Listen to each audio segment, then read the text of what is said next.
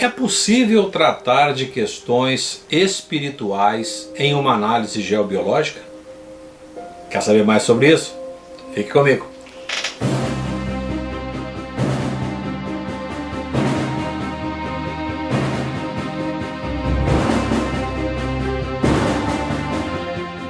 Olá, seja bem-vindo, seja bem-vinda. Vamos dar continuidade ao nosso programa informativo a respeito de geobiologia. Nessa série de vídeos, como você já sabe, eu estou fazendo uma exposição de uma rotina de como você deve aprender, de como você deve estudar geobiologia.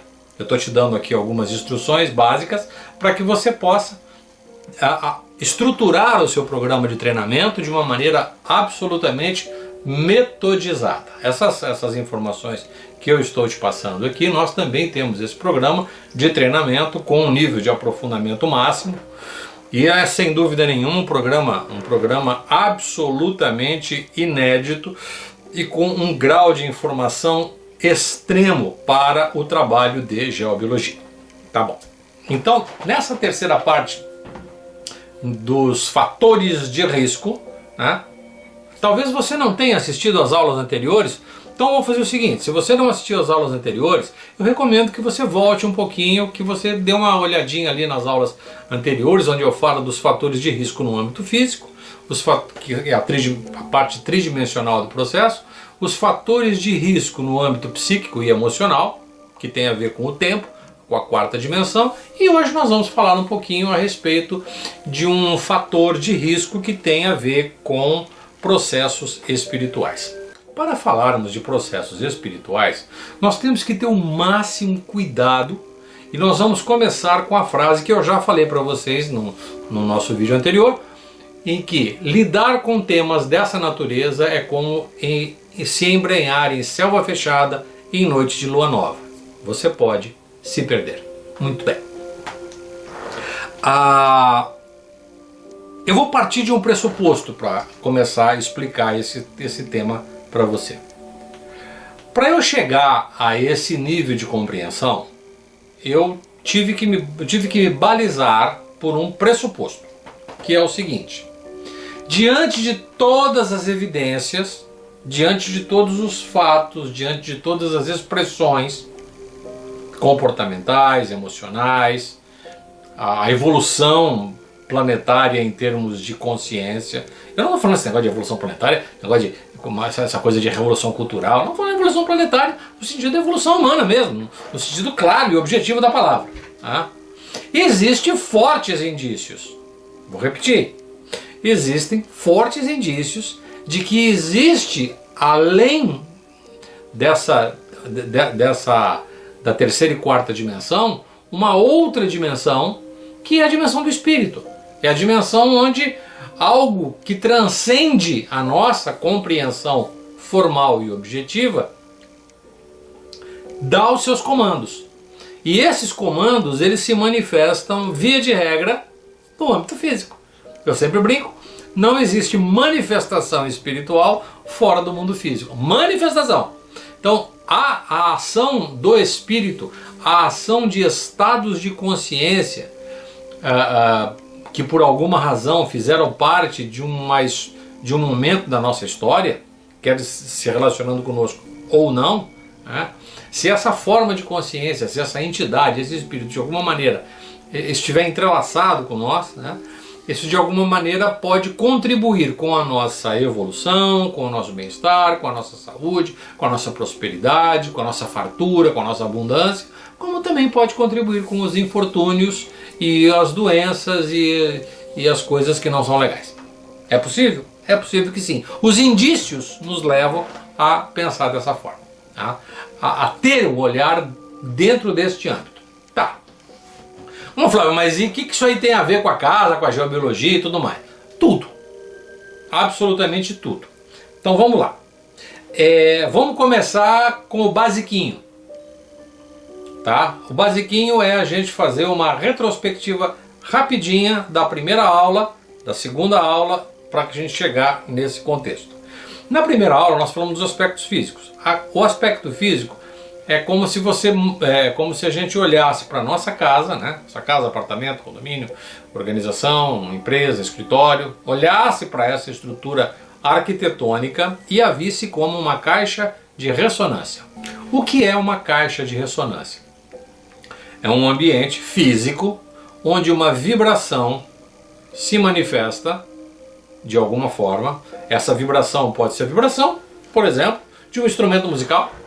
Você está ouvindo ao fundo, por exemplo, uma música delicada ao fundo, ela está sendo ouvida por você e ela de alguma forma pode produzir uma ação reverberante.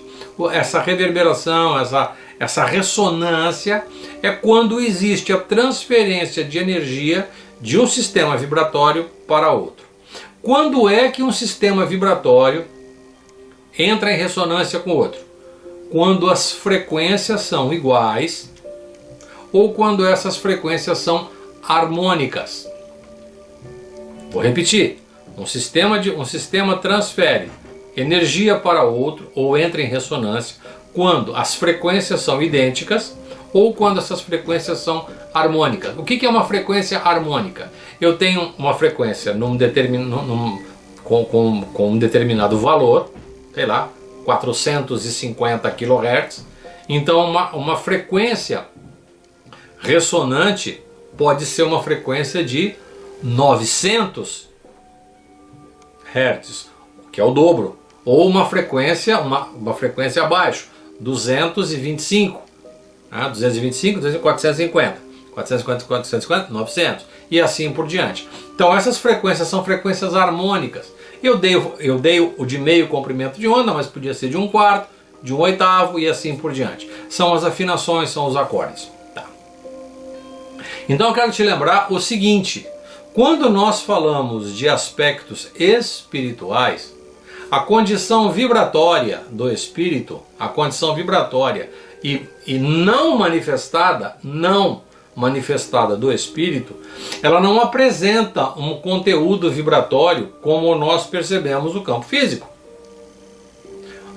A manifestação, a expressão espiritual, ou de forma de pensamento, ou de uma entidade, seja o que for, quando não está manifestada, a sua condição, se a gente pode chamar de condição vibratória, a sua condição vibratória, ela não tem uma ressonância ou uma manifestação no âmbito físico, no âmbito emocional, psíquico. Entretanto, na medida que nós, no âmbito físico e no âmbito psicoemocional, nos conectamos com o conteúdo informacional contido nesta esfera espiritual, nós vamos conseguir fazer com que aqui no mundo físico nós nos ajustemos a esta informação e passamos a vibrar de um determinado jeito, diferente daquilo que a gente vinha fazendo. Vou te dar um exemplo aqui bem simples de ser observado. É possível que você tenha o hábito de fazer orações, ok? É possível que você não só tenha o hábito de fazer orações, mas você apresenta um certo grau de devoção. No âmbito das práticas cristãs, tá? Existe um conteúdo devocional por aqueles que estiveram encarnados e que tiveram uma representação na nossa vida. Isso a gente chama de um santo, cujo processo de canonização vai olhar os feitos deste indivíduo, bem como o seu tensor, o seu conteúdo informacional a que ele representa. A dor, o martírio, a fé, a esperança, a eloquência. Eu falo eloquência porque eu tenho um carinho todo especial por uma entidade que é Santo Antônio. Santo Antônio é uma figura que eu carrego comigo como uma expressão da eloquência do Evangelho com a sua portentosidade. Tá? Então, quando a gente faz entra em estado de oração e de contenção, é como se nós nos colocássemos no estado vibratório para capturar um conteúdo informacional que faz parte de uma outra dimensão. Além da dimensão do tempo. Ele existe em outra dimensão, além do tempo. Quinta dimensão, se a gente pode assim definir. E a partir do contato com esta informação, o mundo físico começa a produzir uma manifestação. Então, a espiritualidade se manifesta através do mundo físico, através dos indivíduos. Eu preciso de alguém encarnado para que eu possa manifestar alguma coisa do âmbito espiritual. Tá. É assim que funciona, não é diferente disso. Ah, Flávio, mas eu tenho, por exemplo, lá na matriz africana que tem os orixás e tudo mais. Pois é, as questões dos orixás é uma coisa bem particular, porque orixá não necessariamente é uma entidade espiritual. Ele tem é um personagem, é um antropomorfismo da manifestação de Deus. A expressão divina transformada em seres humanos. Antropomórfica, forma humana. Então essa forma humana, por não se ter uma compreensão plena do que seja esta manifestação, dá-se a ela uma forma humana e traz dali o influxo divino a que ela representa. Do amor, da justiça, da lei, da ordem, da evolução, da transformação, do conhecimento, do saber, seja o que for. Tá? Tá valendo? Perfeitamente, tá valendo.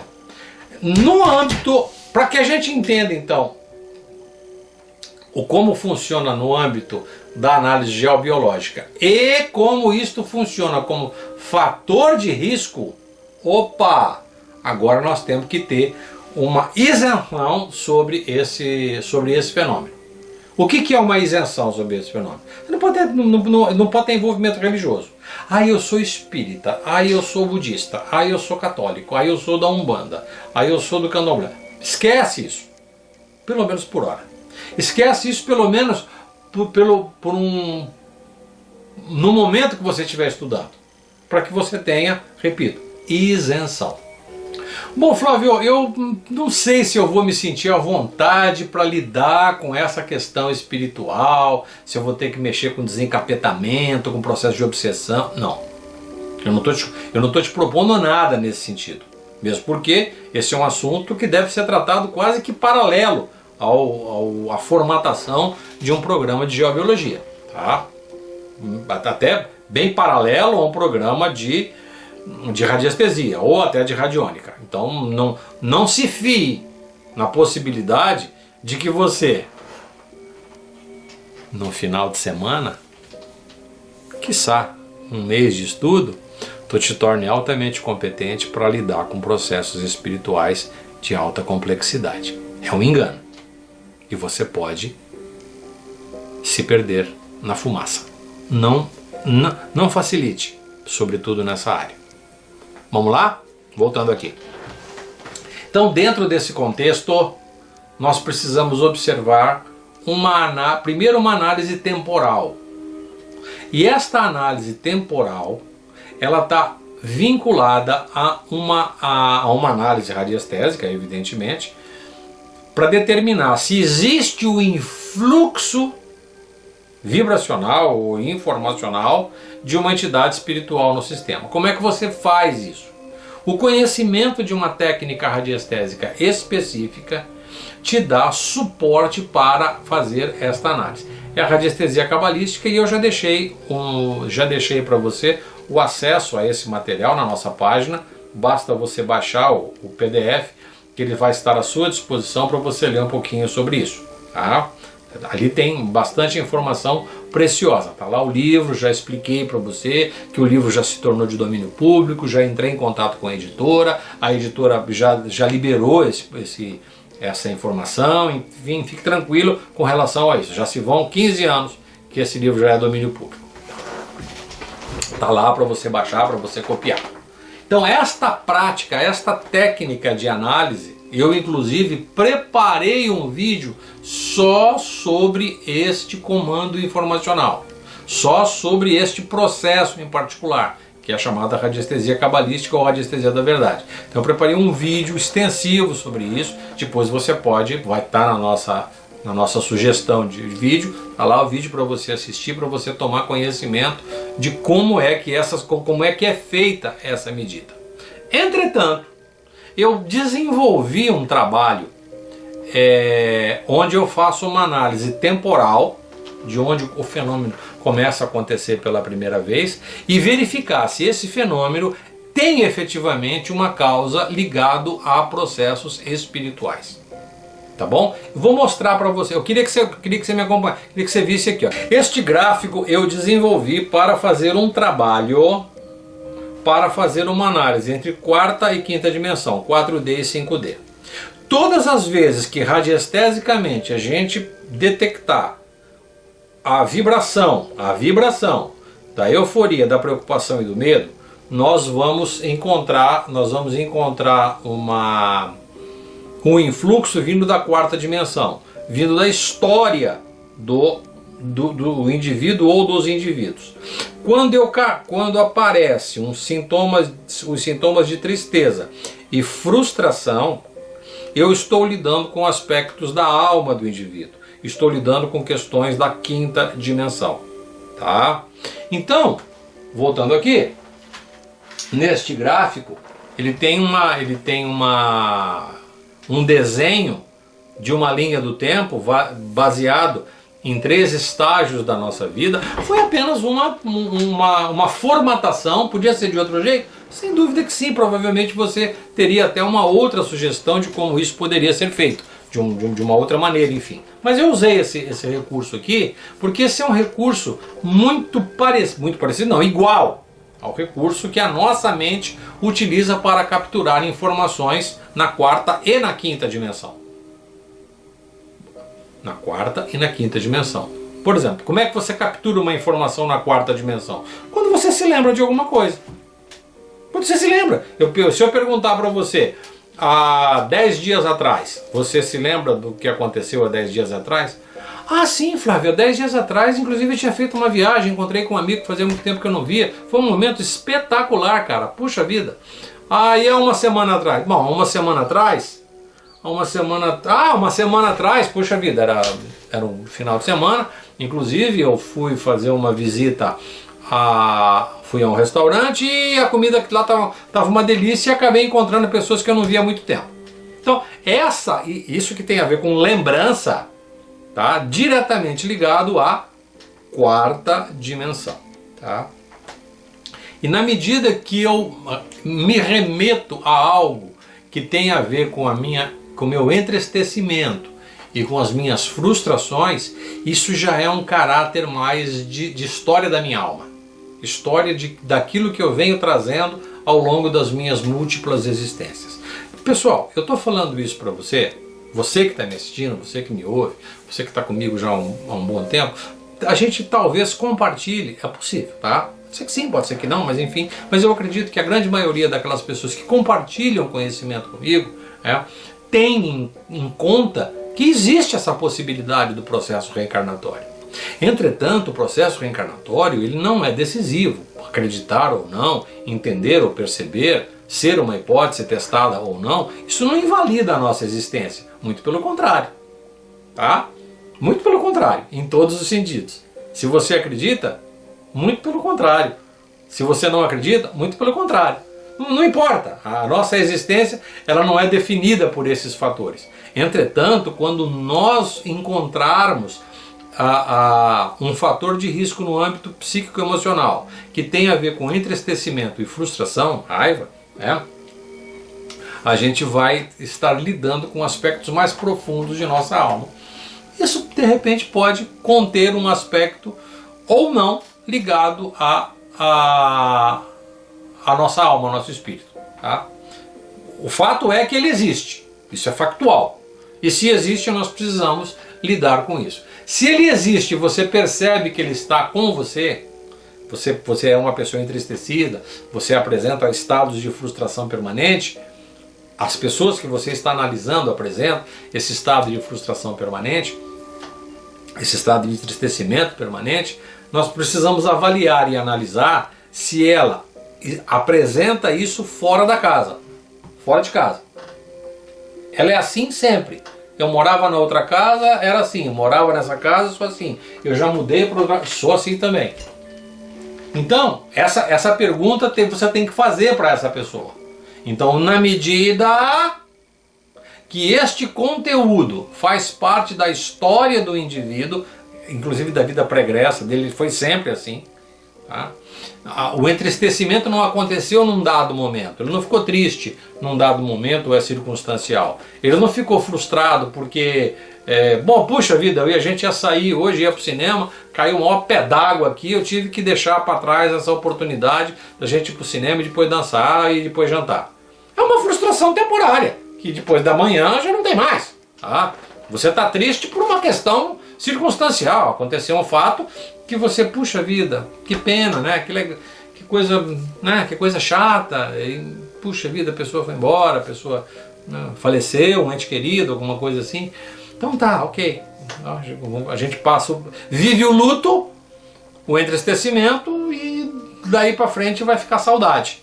A saudade daquelas pessoas que fica o amor e o amor por essa perda, por exemplo, e fica em nossa vida o sentido puro dessa saudade gostosa de uma pessoa que foi importante na nossa vida. A gente ficou triste naquela época e não ficamos tristes agora. Hoje não estamos mais tristes, estamos bem, estamos tranquilos, estamos bem, já ressignificamos aquilo. Então aquilo não faz parte da história precípua da alma do indivíduo, aquilo é parte circunstancial e está marcado na linha do tempo dessa pessoa. A perda está marcada na linha do tempo, na quarta dimensão. Ela ficou preocupada, ela ficou com medo, ela ficou eufórica, ficou aflita, tudo isso, tá? Ok? Então, quando isso aparece numa análise radiestésica, é porque tem conteúdo de alma deste indivíduo. Bom, para eu fazer esse processo corretivo dentro de uma casa, eu preciso estabelecer parâmetros vibracionais para que este conteúdo de entristecimento e frustração passe a não vibrar dentro desse ambiente. E para isso existem os recursos necessários para que eu consiga produzir os arranjos e as correções dentro do ambiente de forma a minimizar esse impacto. Toda vez que isso vem à tona, o ambiente se ocupa de produzir, de não reverberar, de não se harmonizar com isso. Tá? Lembra, a gente consegue se harmonizar quando as frequências são iguais ou são frequências harmônicas. Tá bom? Então, a hora que eu manifesto o entristecimento, a hora que eu manifesto a frustração, isso tem uma vibração. A hora que bate pelos cantos da casa, isso de alguma forma é atenuado e não volta mais para mim.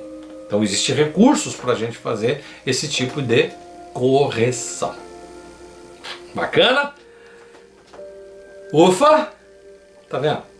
A geobiologia não é um assunto que deve ser tratado com simplicidade, com essa simplicidade esotérica. A coisa é muito mais complexa do que a gente imagina. E o fato de ser complexa não significa que nós não possamos aprender, que a gente não possa estudar sobre isso, a gente não possa aprender. Tá? Eu estou te dando aqui o passo a passo de como você aborda este conhecimento. Ah, Flávio, mas eu sou neófito ainda, eu sou novo nessa área, eu tenho ouvido falar e tudo, estou entendendo que isso que você está explicando é uma coisa realmente que tem uma certa complexidade e tudo mais. Como é que eu posso me aprofundar mais nesse trabalho, nesse estudo? Não há problema nenhum, é o que eu sempre digo. Você quer ir rápido e quer passar pela superficialidade, vai sozinho. Agora, se você quiser se aprofundar ou ir mais longe, ir para um próximo nível, bem, aí você tem que ter alguém que te acompanhe. Eu tenho feito isso com um grupo de alunos, eu tenho feito isso com o nosso grupo de estudo e tem dado muito bons resultados. O programa que nós estamos apresentando, o programa de treinamento, as nossas classes de estudo, eu posso te assegurar, não tem nada parecido com isso. Não tem nada com tamanho vigor, com tamanha complexidade, com tamanha quantidade de informações para produzir os efeitos necessários para o seu aprendizado. Produzir estimular os elementos de aprendizado com esse programa. Tá? Então, deixa eu te contar uma outra coisa ligado ao âmbito ao âmbito espiritual. Olha agora a naba, que eu falei do indivíduo. Agora, existe a possibilidade de uma outra pessoa, por alguma razão, se servir de uma entidade espiritual, ou de uma forma de pensamento, ou de alguma outra coisa neste nível, para influenciar o ambiente onde ele vive, produzir uma ação perturbadora de infortúnio, de doença, de distúrbio. É possível? Sem dúvida que sim. Tá? Nesta hora, nós temos que ter muito cuidado, porque às vezes esta pessoa age de forma inconsciente. Ela não sabe, ela não sabe que ela é um polo atrator para esse tipo de informação. Ela não consegue conceber a possibilidade de que formas astrais, espectrais, de pensamento, entidades espirituais possam estar vinculadas a ela pelo seu padrão funcional, pelo seu padrão de comportamento. As possibilidades são inúmeras. Eu vou começar das mais complexas e vou para as mais fáceis. As mais complexas, por exemplo, grupos de entidades espirituais que pertenceram ao conselho diretor de uma empresa centenária. A empresa é uma empresa, sabe, de centenária. Os primeiros fundadores vieram da Europa, chegaram aqui no Brasil, com uma mão na frente e outra atrás, lutaram para fazer a empresa prosperar, tinham um determinado tipo de comportamento diante da linha de produção, diante do mercado, e agora as coisas mudaram e as coisas precisam ir para o outro nível agora, né? Ficou mais informatizado, eventualmente o número de funcionários mudou para mais ou para menos, a gente não sabe. A empresa diversificou a sua atividade, era uma empresa que produzia sabonete, agora ela está produzindo também macarrão e prego. Então uma diversificação da sua atividade, enfim, pode ser colocada em risco por conta dos antepassados. Nós temos essa experiência, tá? Diante de várias expectativas de empresas cujo conteúdo ancestral, vou falar dessa forma, cuja a informação contida na área ancestral, na quinta dimensão, estavam ali atuando de forma a impedir que aquilo fosse para frente. Tá? Como isso? Por exemplo, você tem o presidente de honra da empresa, está vivo ainda, e ele é sobrinho neto do fundador da empresa. Então ele é um elo de ligação para produzir as perturbações necessárias, e eu não estou falando isso de uma empresa, estou falando de algumas, tá? Estou falando de algumas empresas que têm esse viés. O sobrinho neto do fundador da empresa é o elo conectivo entre os fundadores da empresa que estão na quinta dimensão e ser ele a pessoa a criar as questões perturbadoras para o desenvolvimento da empresa. Então quando você vai atuar sobre este indivíduo e bloqueia a ação psíquica ou a ação informacional da quinta dimensão para aquele que está encarnado, aí a coisa começa a andar. Existem alguns recursos, alguns truques para isso, tá? E esses truques, ele depende muito da sensibilidade do geobiólogo. Você precisa conhecer isso, você precisa saber que é isso. Primeira coisa, você precisa detectar que é assim, porque nem tudo que parece é.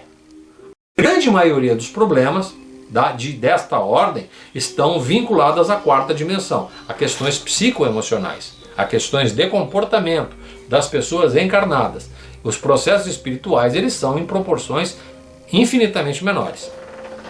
Se comparado com a grande maioria das nossas pesquisas, os processos espirituais são os de menor incidência. Mas tem, claro que tem, e eles podem ser perfeitamente observados através da análise e avaliados através da análise quantitativa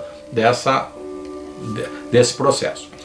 Uma coisa agora num âmbito talvez um pouco mais ameno, não sei se é um pouco mais ameno, mas num outro âmbito, tá? Eu estou aqui dentro da minha casa, tem eu, meus irmãos, meus primos, A gente, não é o caso, tá? Mas eu estou dando um exemplo. Nós moramos numa casa muito grande, essa casa nos foi deixada pelos nossos avós e nós somos os herdeiros dessa grande propriedade, e a ideia de um grupo é poxa, vamos vender isso aqui, vamos fazer uma propriedade valiosa, cada um recebe um tanto e tudo, vamos ver se a gente consegue fazer isso dessa forma, afinal de contas. Mas os nossos antepassados, os tios avós, eles acreditavam que essa propriedade não era para ser vendida e era para ser feita várias casas para que todo mundo morasse num grande condomínio. Eu não sei se isso, provavelmente isso não seria uma coisa legal, mesmo porque nós que fazemos parte desse grupo familiar, a gente não se dá tão bem. E eu não gostaria de morar perto do fulano e ele também não gostaria de morar perto de mim. Então por que nós vamos fazer isso? Mas existe um grupo que vibra e reverbera na condição vibracional e informacional dos nossos antepassados. O que acontece? Eles vão buscar, né? Agora eles vão buscar o suporte e o apoio para que estas formas astrais espectrais atuem não só dentro do âmbito familiar, mas num âmbito maior, impedindo, por exemplo, que se aproxime de nós bons corretores para a venda do imóvel, que se aproxime de nós pessoas bem intencionadas para nos fazer uma oferta justa pela venda dessa propriedade. Na medida que você bloqueia esse processo, você impede que isso, você identifica, é fulano, ciclano e beltrano, vocês três aqui, ó, vocês são peças-chave que são responsáveis por estar em contato com, consciente ou inconscientemente, muitas vezes só consciente, estão se servindo, estão rezando para que essas entidades espirituais influenciem de forma negativa para a manutenção deste imóvel aqui, e a gente está brigando por conta de algo que poderia não ser dessa forma. Beleza? Então quando você faz um trabalho geobiológico no sentido de impedir que estas entidades espirituais sustente esse processo de comunicação, vamos deixar assim, sustente esse processo de comunicação, a coisa quase que anda quase que de imediato. Porque às vezes a coisa está tão represada, o processo de felicidade, de bem-estar, de fartura, de auspiciosidade está tão represado que a hora que você tira um agente nocivo ali, um agente nefasto, um fator de risco, pá, a coisa quase que acontece de imediato. Então este fator de risco no âmbito espiritual, ele é possível, não há dúvida, sem dúvida, existe isso, tá? Mas ele deve ser lidado agora na etapa onde você já tem pelo menos uns 2 anos de experiência na prática, em prática geobiológica. Estou falando 2 anos, no mínimo 2 anos.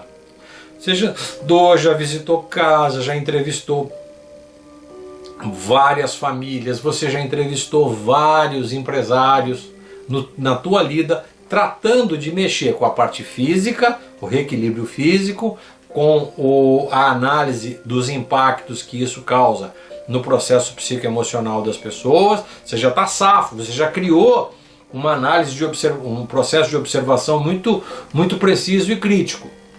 Para a hora que você for para o próximo nível, você vai perceber que, puxa vida, isso não tem nada a ver com o âmbito físico, não tem nada a ver com o âmbito psicoemocional, isso foge um pouco ao escopo de todo aquele trabalho que eu vinha fazendo até agora. Provavelmente eu estou lidando com processos espirituais. Bom, nesta etapa, velho, você já está muito safo.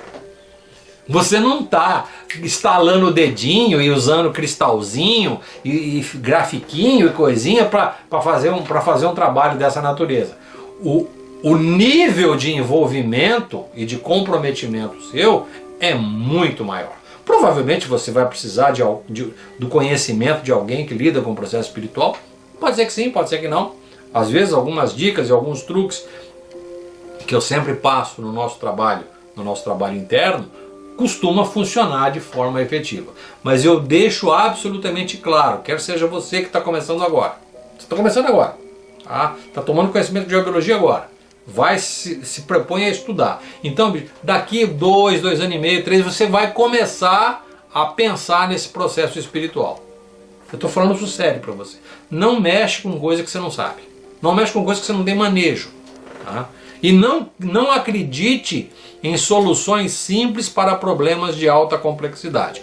Processo espiritual, todos eles são processos de alta complexidade. Não é uma coisa simples. E eu tenho que falar uma coisa para você.